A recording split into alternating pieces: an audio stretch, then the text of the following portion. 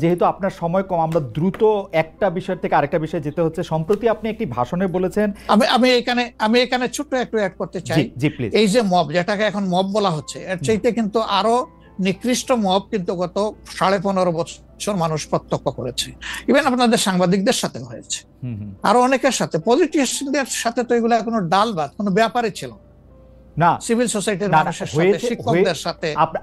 কিন্তু ওইগুলা দিয়ে আমরা এটাকে জাস্টিফাই করতে চাই না। হয়েছে বলেই আমরা সবাই মিলেই কিন্তু এগুলি প্রতিরোধ করেছি, প্রতিবাদ করেছি। আসলে যে যার জায়গা থেকে প্রচন্ডভাবে প্রতিবাদ করেছে।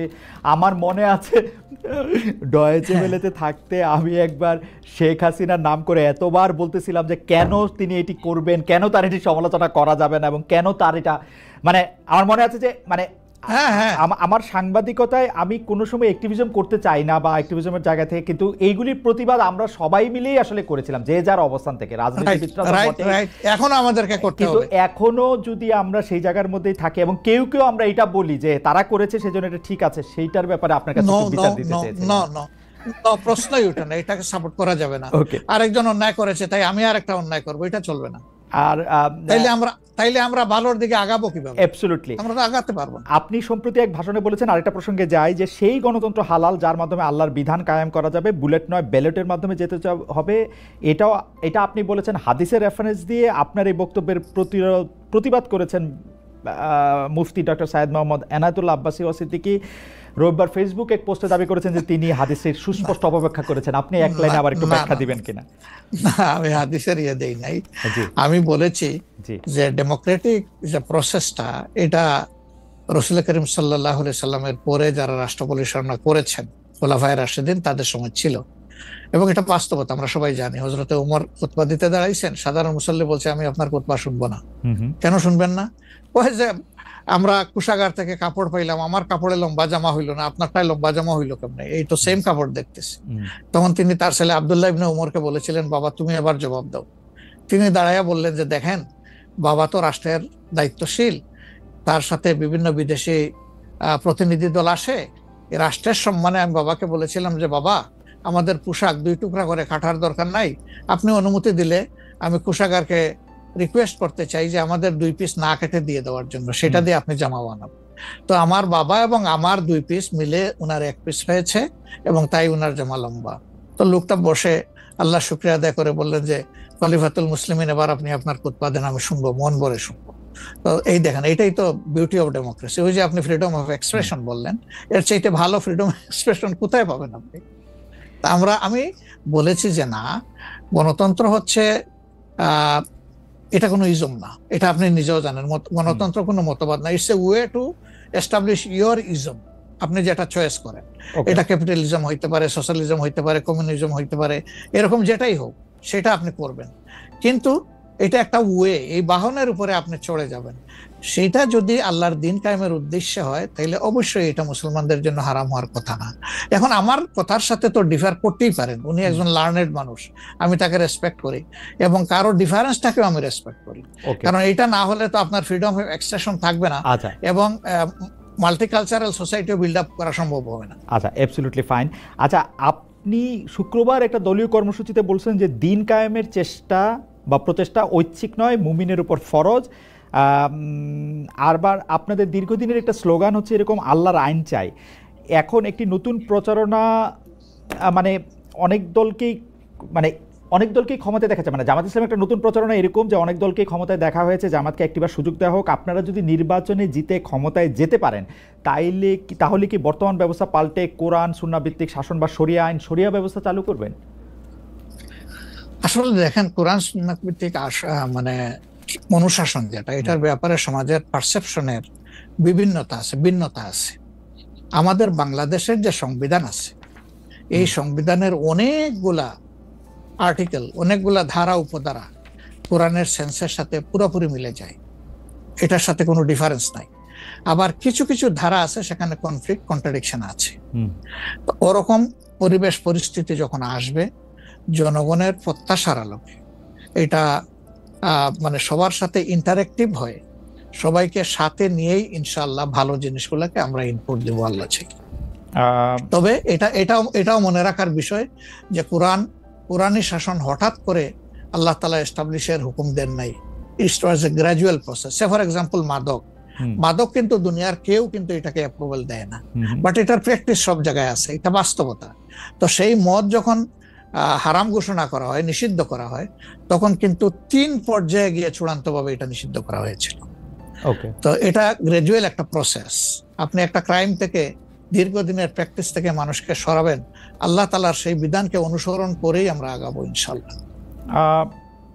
5 আগস্টের পর থেকে বিএনপির পক্ষ থেকে যেহেতু জাতীয় নির্বাচনের দাবি জানানো হয়েছিল, এটা নিয়ে অনেক তাদেরকে রঙ্গব্যঙ্গ করা হয়েছে। জামায়াতে ইসলামী মাঝামাঝি থেকে ফেব্রুয়ারি ইলেকশনের কথাও বলেছে, রোজার পরেও ইলেকশনের কথা বলেছে, রোজার আগেও ইলেকশনের কথা বলেছে, কিন্তু আমরা দেখতে পাচ্ছি জামায়াতে ইসলামী 300 আসনে প্রার্থী ঘোষণা করে ফেলেছে। আপনারা যদি পরে কোনো রাজনৈতিক জোট করেন বা পরে যদি কোনো ধরনের রাজনৈতিক সমঝোতার মাধ্যমে জাতীয় সরকারের একটা আবহ তৈরি হয়, তাহলে কি হবে? আপনারা এখনই জোট ঘোষণা করে ফেলেছেন, সেটা কেমন হলো? আলহামদুলিল্লাহ, এটা আমাদের সাথে যাদের ইন্টারেকশন আছে তারা সবাই জানেন। আমরা বলেছি যে এটা আমাদের অফিসিয়াল ঘোষণা না, এটা হলো প্রাথমিক সিলেকশন, এবং সমস্ত আমাদের নমিনি যারা হবেন তাদেরকে সেম মেসেজ দেওয়া হয়েছে যে জাতীয় বৃহত্তর স্বার্থে যে কোনো সময় যে কোনো পরিবর্তন যে কোনো আসনে আসতে পারে। আমাদের সংগঠন এটার জন্য পূর্ণ প্রস্তুত।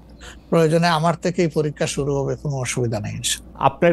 আপনার কাছে ছোট একটি পরীক্ষা, সেটি আপনার পরীক্ষা না, আপনার কাছে একটি ছোট পরীক্ষা। আপনি কুষ্টিয়া 3 সদর আসনে জামাত ইসলামের এমপি প্রার্থী হিসেবে ঘোষণা করা হয়েছে জনপ্রিয় ইসলামী বক্তা জনাব আমির হামজাকে, কিন্তু এদিকে আবার জামাতি ইসলামীর শুরা সদস্য জনাব ফরাদ হোসেন রয়েছেন, তার নামও জোরে সোরে শোনা যাচ্ছে। অনেকেই বলছেন যে তৃণমূল জামায়াত আসলে পছন্দ করে নাই হঠাৎ করে এরকম একজনকে মনোনয়ন দেওয়া। এই বিষয়টাকে আসলে আপনি কিভাবে দেখেন? শুধু জনপ্রিয়তার জন্য না, নট দ্যাট। আমরা যখন কোনো জায়গায় নমিনি সিলেকশন করি তখন 2টা জিনিস আমরা বিবেচনায় নেই। একটা হলো যে এই নমিনির ব্যাপারে স্থানীয় সংগঠনের যারা নেতাকর্মী আছেন তাদের দৃষ্টিভঙ্গি কি, 2 নম্বর হচ্ছে জনগণের দৃষ্টিভঙ্গি কি। এই 2টা বিষয়কে আমরা বিবেচনায় নিয়েই প্রার্থী সিলেকশন করি।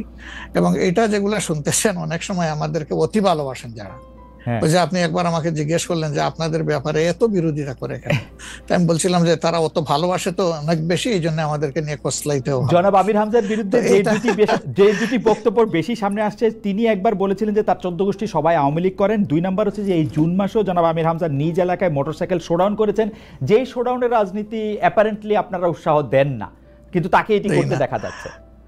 হ্যাঁ, আমরা তার দৃষ্টি আকর্ষণ করেছি।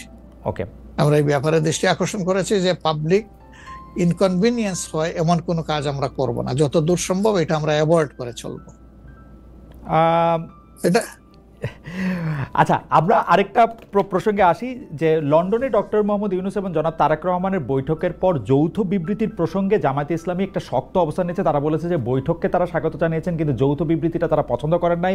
এই কারণে জাতীয় ঐক্যমত্য কমিশনে তাদের অংশগ্রহণও তারা একদিনের জন্য বয়কট করেছেন, মানে আপনারা বয়কট করেছেন। পরে আবার ডক্টর মোহাম্মদ ইউনূস আপনাকে ফোন করেন এবং সেই টেলিফোনের পরে আপনি ডক্টর মোহাম্মদ ইউনূস টেলিফোনে কি বলেছিলেন আপনাকে, সেটাকে আমাদের একটু বলা যাবে? না, উনি আসলে সেখানকার পরিবেশটাই তুলে ধরেছেন সামগ্রিকভাবে যে কেন উনি এটা করতে গেলেন। আমাদের কনসার্নের জায়গা ছিল যে তিনি নির্বাচনের একটা টাইমলাইন, ডেট না, একটা টাইমলাইন ঘোষণা করেছিলেন যে এটা ফার্স্ট হাফ অফ এপ্রিল কোনো একটা সময়ে নির্বাচন অনুষ্ঠিত হবে এবং নির্বাচন কমিশন সেই ব্যাপারে তারিখ নির্ধারণ করে তারা শিডিউল দেবে। এটা কিন্তু সবগুলা দলের সাথে সিরিজ অফ টকের পরে, উনি সরাসরি আলোচনার পরে এটা করেছিলেন। এরপরে তিনি লন্ডনে গিয়েছেন। তারেক রহমান সাহেব যেহেতু দেশে নেই এবং তিনি কার্যত বিএনপির এখন হইলেন নির্বাহী প্রধান, ভারপ্রাপ্ত চেয়ারম্যান, তো তার সাথে একটা বৈঠক হওয়াই উচিত, হইতেই পারে, এটা তো ভালো, এটা খারাপ কি? রাজনীতিতে ডায়ালগই তো উত্তম সমাধান। এবং বিএনপির কিছু কনসার্ন ছিল, তার সাথে আলোচনার মাধ্যমে সেটা যদি দূর হয় এটা তো ভালো, জাতীয় জীবনের জন্য ভালো, জাতীয় রাজনীতির জন্য ভালো। কিন্তু যেটা সকল দলের সাথে আলোচনা করে তিনি একটা টাইমলাইন দিলেন, শুধুমাত্র একটা দলের সাথে আলোচনা করে সেটা থেকে এইভাবে তার প্রকাশ্যে ঘোষণা দেওয়া, যদিও তিনি ডেফিনেটলি বলেন নাই যে রমজানের আগেই হবে, তিনি বলেছেন যদি এই জিনিস ফুলফিল করা যায় তাইলে সেটা আগেও চিন্তা করা যেতে পারে, কিন্তু সেটা ভালো হতো। আমাদের বক্তব্য হচ্ছে ভালো হতো দেশে এসে তিনি তাকে বলতেন যে আমি সম্মানের সাথে আপনার কথা শুনলাম, আমি মনে করি আপনার কথাগুলো লজিক্যাল, আমি দেশে গিয়ে আবার দলগুলোর সাথে একটু আলাপ করবো, করে এটাকে কিভাবে শেপ দেওয়া যায় আমি চিন্তা করবো, আপনি আমার উপর আস্থা রাখতে পারেন। That was good. কিন্তু এটা না করে সেখানে এটা ঘোষণা দেওয়াটাকে আমরা সঠিক মনে করি নাই। আমরা মনে করি যে ক্ষমতার ভারসাম্য একদিকে হেলে গিয়েছে এবং জাতি একটা রং মেসেজ পেয়েছে। এই জন্য আমরা আমাদের এই পর্যায়ে এটা আমার একটা প্রশ্ন, আপনার কাছে কি মনে হয় পরবর্তী জাতীয় সংসদ নির্বাচন আসলে কোন দিন কোন মাসে হবে? আমি ঠিক এটা জানি না, তবে আমি মনে করি যে এটা এপ্রিল পাড়ি দেবে না কোনো অবস্থায়। আর ফেব্রুয়ারিতে হলে আমি বলেছি সবার আগে, আপনি বলেছেন যে হ্যাঁ, যে ফেব্রুয়ারিতে হলে এটা বেস্ট, কারণ এই সিজনটা আমাদের জন্য কমফোর্টেবল সিজন ইলেকশনের জন্য। আপনার কাছে কি মনে হয় আপনার মনে কি এরকম একটা সম্ভাবনা আপনি দেখতে পান যে এটা রমজানের পরেও আসলে যেতে পারে? সেই ক্ষেত্রে রমজানের সময় আপনাদের ক্যাম্পেইন করতে হবে। বেশিরভাগ সময় আমরা দেখি যে রমজানের সময় ধর্মপ্রাণ মুসলমানদের অনেকেই আসলে দুনিয়াবি কোনো জিনিসের মধ্যে থাকতে চান না, সেই ক্ষেত্রে ভোটের মানে এখনো কি? আমার মনে হয় যে রমজানে তো আমরা সব ধরনের সব কাজই তো করি, কাজ তো আমরা বাদ দিই না কোনো, রাইট? অফিস আদালত ব্যবসা বাণিজ্য সবই তো করি, ক্ষেত খামার যার যেটা আছে। রমজান আমাদের জন্য কোনো সমস্যা না, রমজান কারোর জন্যই সমস্যা হওয়া উচিত না। ওকে। কোনো দল বলেছেন যে রমজানে ক্যাম্পেইন করতে গেলে অনেক ইফতার মাহফিল হবে, সেখানে প্রচুর টাকা খরচ করতে হবে। আপনি করবেন না, আপনি ইফতার মাহফিলে মেহমান হিসাবে গিয়ে খেয়ে আসবেন, দোয়া করে দিয়ে আসবেন, অসুবিধা কি? আপনাকে টাকা খরচ করতে হবে কেন? ওই সময় তো এমনিও টাকা খরচ করা ঠিক না, শিডিউল ডিক্লারেশন হয়ে যাওয়ার পরে মানুষকে খাওয়ানো ঠিক না। আপনি খাবেন, অসুবিধা কি? দাওয়াত দিলে যাবেন, খাবেন, কথা বলবেন, মিশবেন, হাত মিলাবেন, এটাও আপনার নির্বাচনী কাজকে আগাবে, কোনো সমস্যা তো নাই। আপনি কোনটা প্রেফার করবেন, মানে ইলেকশনের ডেট ফেব্রুয়ারি অর এপ্রিল? আমরা তো প্রেফার করে বলেছি বেস্ট হইলো ফেব্রুয়ারি, কিন্তু এপ্রিলে হইলে কোনো অসুবিধা নাই। আমরা মনে করি এপ্রিলে হইলে অসুবিধা নাই, তবে এটা ক্রস করা উচিত নয়। এপ্রিল ক্রস করা উচিত না, কোনো অবস্থায় উচিত হবে না।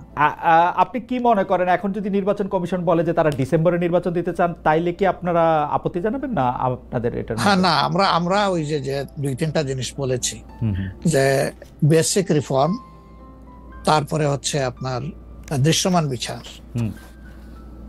প্রবাসীদের ভোট ইনকর্পোরেট করা, এই 3টা জিনিস যদি আমরা মিনিমাম পাই তাহলে ডিসেম্বর কেন, সামনের মাসে হইলে আমাদের কোনো আপত্তি নেই। ডিসেম্বর আমাদের দর্শক, আর আমরা দেখেন মূল থেকে কখনো বলি নাই যে এই মাসে হতেই হবে, এই শব্দ কিন্তু কখনো আমরা উচ্চারণ করিনি। আমরা এই ব্যাপারে ফ্লেক্সিবল। আমরা প্রধান উপদেষ্টার কমিটমেন্টের উপরে রেসপেক্ট শো করতে চাই। উনি বলেছিলেন ডিসেম্বর এই বছর অথবা আগামী বছরের জুনের মাঝখানে যে কোনো সময় তিনি নির্বাচন দিবেন। তা আমরা দেখতে চাই যে তিনি তার কথার উপরে আছেন। তবে এটাও ঠিক যে মে জুন এগুলা কিন্তু ইলেকশনের জন্য কোনো ফেভারেবল টাইম না। ইভেন এপ্রিলটাও একটু কষ্ট হবে, এই ব্যাপারে বলার অপেক্ষা রাখে না। ফেব্রুয়ারির চাইতে এপ্রিলে কিন্তু একটু কষ্ট বেশি হবে।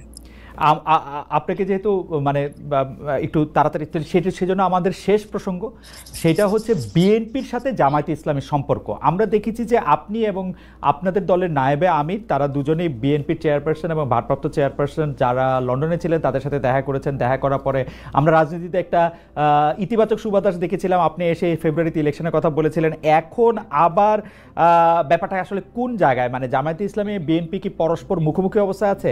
তাদের মধ্যে কি আবার একটা সদ্ভাব, মানে আসলে অবস্থাটা কি এখন? না, আসলে সমস্যাটা আমাদের না, সমস্যা আপনাদের। আচ্ছা, মিডিয়ায় যারা আছেন তাদের। আচ্ছা, আমরা তো মুখোমুখি না, আমরা তো পাশাপাশি আছি। তো ওকে, আমরা এই যে ঐকমত্য কমিশন বলেন বা অন্যান্য মিটিং গুলা বলেন বা আমাদের নিজেদের মধ্যে কথাবার্তা বলেন, আমরা তো কোনটা বন্ধ রাখি নাই, আমরা সবটাই আছি। কিন্তু কতিপয় মিডিয়া, সবাই না, এই কুচে টেনে টেনে সুতা বাইর করে কোথায় একটু বিএনপির মুখামুখি জামাত হবে, জামাতের মুখামুখি বিএনপি হবে, এটার মধ্যে জাতির কি কল্যাণ আছে আমরা বুঝতে পারি না। আমাদের তো ওরকম কোনো রেশারেশির সম্পর্ক নাই। আমি হচ্ছে যে দুটা, খালি আপনি মিডিয়ার কথা বলছেন, ভালো করছেন। এখন আমরা তো আসলে মানে মিডিয়া থেকে অনেক সময় তথ্য নেই। বিএনপির নেতার প্রসঙ্গে একটি সংবাদ শিরোনাম আমি পড়েছি, ভোট হলে তো তাদের গুরুত্ব থাকবে না, জামায়াতকে ফখরুলের খোঁচা, স্বাধীনতার অবিশ্বাসীদের সমর্থন করা যাবে না, মির্জা ফখরুল। আবার আরেকটা রিপোর্ট, আবার আরেকটা পত্রিকার রিপোর্ট, জামায়াতকে স্বাধীনতা বিরোধী বলা হলে অনেকের বাবাও রাজাকার ছিলেন, জামায়াতের সাধারণ সম্পাদক বলছেন। তো আপনি আসলে শুধু মিডিয়াকে না বলে, আমরা তো একটা নেতাদের মধ্যে আপনারে তত একটা দেখি না, মানে আপনারা আমি মনেই করতে পারতেছি না, আমি প্রাণপণে মনে করতে চেষ্টা করতেছিলাম, কিন্তু নেতা কর্মীদের মধ্যে তো ব্যাপারটা আসলে আমরা দেখি। না না, আছে, এটা আমি অস্বীকার করব না। জি। এটা যে কিছু নাই আমি সেটা বলছি না, তবে একটা কথা দেখেন যে আসলে গর্ব অহংকার বড় খারাপ জিনিস। ওকে। অহংকার আল্লাহ তাআলার চাদর, এটা নিয়ে কেউ টানাটানি করুক, এটা মহান আল্লাহ পছন্দ করেন না। তো গর্ব অহংকার করতে করতেই একদল কোথায় গেছে চিন্তা করেন। তারা তো সব সময় মানুষকে কুচিয়ে কুচিয়ে কথা বলতেন। রাইট। কোথায় তোমাদের ঈদের পরের আন্দোলন, কোথায় গিয়ে আশ্রয় নিবা, এই ধরনের অনেক কথাবার্তা ছিল না? অবশ্যই অবশ্যই ছিল। তা আমি এটা যদি আমিও বলি, এটা গ্রহণযোগ্য হওয়া উচিত নয়, এবং এটা অন্য কেউ যদি বলে সেটাও গ্রহণযোগ্য হওয়া উচিত নয়। কাউকে নিয়ে উপহাস করতে নাই। আপনাকে নিশ্চিত থাকতে হবে আপনি যাকে নিয়ে উপহাস করছেন আল্লাহ একদিন তার কাছেই আপনাকে নিয়ে দাঁড় করাবেন, এবং তখন আপনি লজ্জিত হবেন। তো আমাদের কারোই এমন কথা বলা উচিত না যে এই কথাটা বলে এরপরে আপনার মুখের দিকে তাকাই আমি হাসতে পারবো না, এমন কোনো কথা বলা উচিত। 10টা 42 বাজে, আমি কি একটা ছোট্ট প্রশ্ন আর করবো 2-1 মিনিটের মধ্যে, এটা উত্তর দিতে পারবো? Please please please. সেটা হচ্ছে যে ইলেকশনের আগে তো অনেক ধরনের কথাই আসে, কেউ কেউ একটা জরিপ করে, কেউ কেউ নিজস্ব। আপনারা কি নিজস্ব কোনো জরিপ করেছেন আপনাদের আসন বা আপনাদের পপুলার ভোট বা পপুলারিটির ব্যাপারে? কেউ কেউ বলছেন এবার আপনারা 91-এর বিএনপি যেমন আওয়ামী লীগকে কাঁদিয়ে ক্ষমতা পেয়ে গেছিল, এইবারও আপনাদের এরকম একটা হইতে পারে, এটা কি আপনার মনে হয় যে মানে? মহান আল্লাহ সবচেয়ে ভালো জানেন, তবে আমরা জরিপ করেছি এবং আরো করব। আচ্ছা। আমরা যখন জরিপ করি তখন নির্বাচনী কোনো আবহ সৃষ্টি হয় নাই, সেটা ছিল নভেম্বর ডিসেম্বরে। আর আমরা এখন নির্বাচনী আবহ কিছুটা এসেছে, সকল অ্যাক্টর এখন ময়দানে কম বেশি ভিজিবল হবেন, তারপরে ইনশাল্লাহ আমরা জরিপ করব। তখন বোঝা যাবে যে আগের মূল্যায়ন আর পরের মূল্যায়নের মাঝে তফাৎটা কতটুকু। আর যেটা বললেন যে কাউকে খাদ দিয়ে খাওয়ার ক্ষমতায় যাওয়া, আমরা ভাই আসলে ক্ষমতায় যাওয়ার বিষয়টা দেখি না। আমরা দেখি যে এটা একটা বিশাল দায়িত্বের বোঝা। আল্লাহ যদি কখনো সে কাজের জন্য আমাদেরকে কবুল করেন, তাহলে আমরা শাসক নয় ভাই, দোয়া করেন আমরা যেন মানুষের সেবক হতে পারি।